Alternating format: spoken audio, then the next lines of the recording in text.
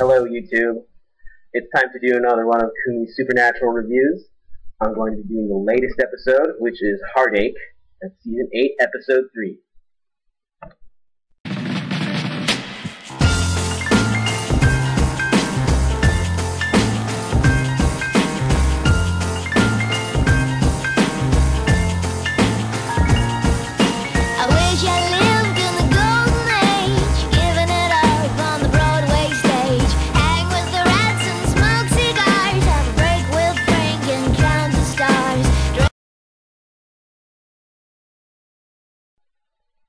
Alright, so, the lowdown. This is a classic Monster of the Week story, and it delves a little into Sam's past, at least the past year, and his opinions on continuing hunting. It doesn't delve very deep, but that's okay, because the central case is really good.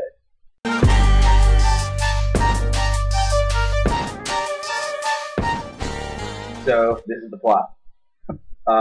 Starts out cold opening, as all the Monster of the Week stories. A jogger gets his heart ripped out.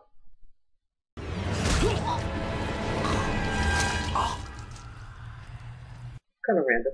But it starts off after that with Dean wanting to investigate this case after reading about it in the paper. Check this out. Jogger in Minneapolis gets his heart ripped out.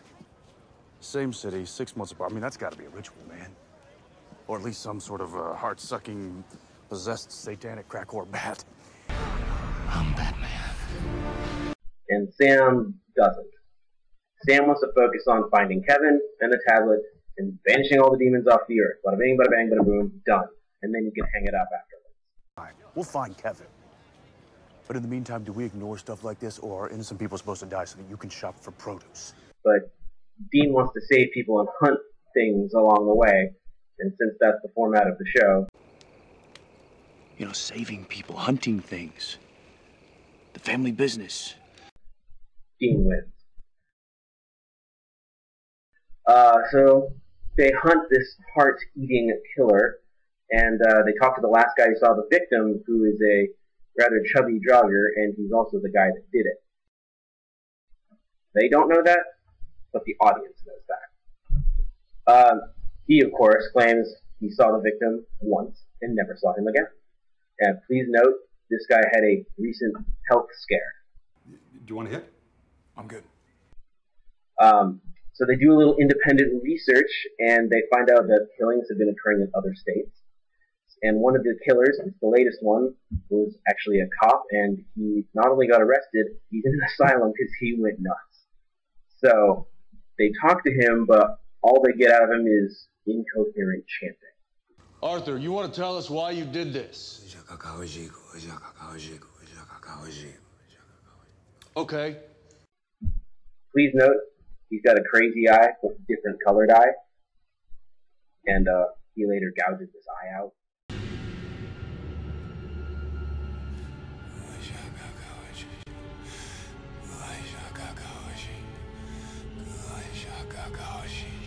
We discovered that the killers have all received organ transplants from a famous quarterback named Rick Holmes. I think that sounds like a porn star name personally, but he's a quarterback. And he's dead, by the way. He drove off a bridge. So, Rick Holmes, the late quarterback. They question his mother, who dodges all the questions. Of course. Just one more question. There is always one more question in life, isn't there? She's obviously hiding something. We discovered that one of the killers, who's a hot girl, is hanging out in her house and dissuading her from telling anybody anything. So we're clear. You're still being very careful about what you say? I'm old, Randa, not an idiot. I'm just trying to protect Brick. And so am I. Brick's heart beats inside here now. Because she has his heart literally beating in her chest from a transplant. They discovered through a language professor that in the incoherent babble that the crazy eye-gouging cop was going on and on about is Mayan. So what Arthur was saying was the divine god Cacao is born. Cacao? Cacao, yeah, the Mayan god of maize. They also break into his house and they discover a bunch of sports memorabilia from every age imaginable.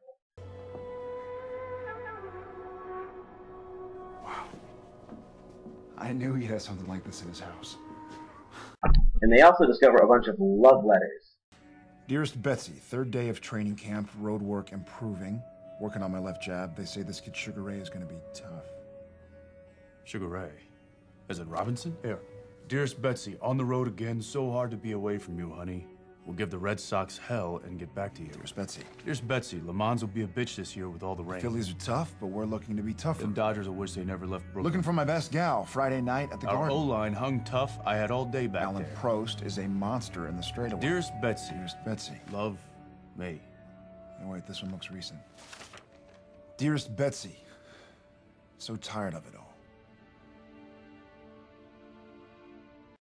These love letters also reveal that he drove off the bridge in suicide.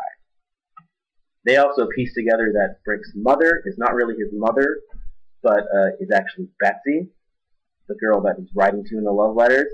Apparently, Brick Holmes hasn't aged a day in centuries. What are you saying, that these four guys who all look to be in their mid-20s and go back 70 years could be the same guy? But his girlfriend has been.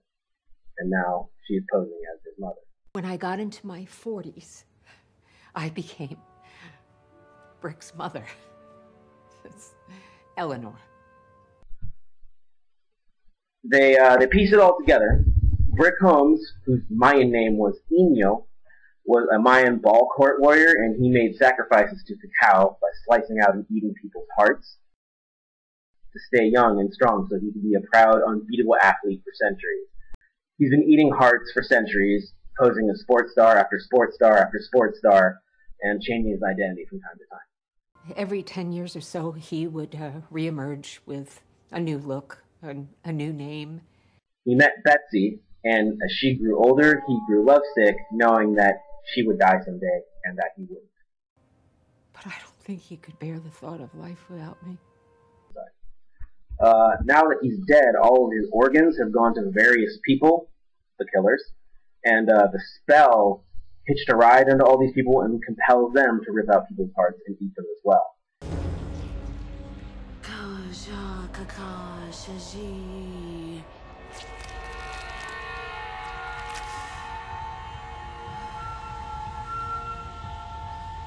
And when they do this, they like the results. They get stronger, faster.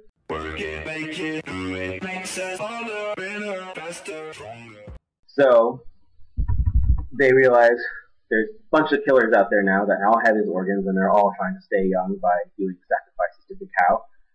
But after talking to Betsy, who is feeling very guilty about all this, they realize that all they have to do is stab his still beating heart in whoever is possessing it now.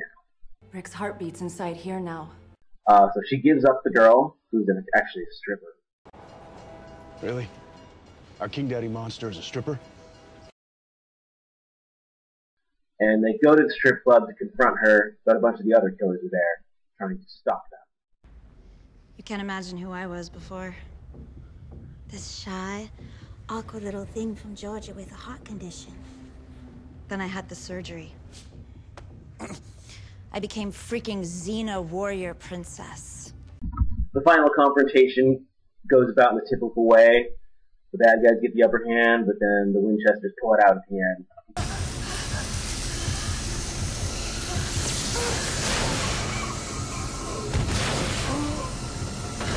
Dean is stoked. V for victory. Dean wants to keep on hunting and killing and doing their thing. And Sam wants to go back to his girl, his dog, and his normal life. Drama is on the horizon, folks.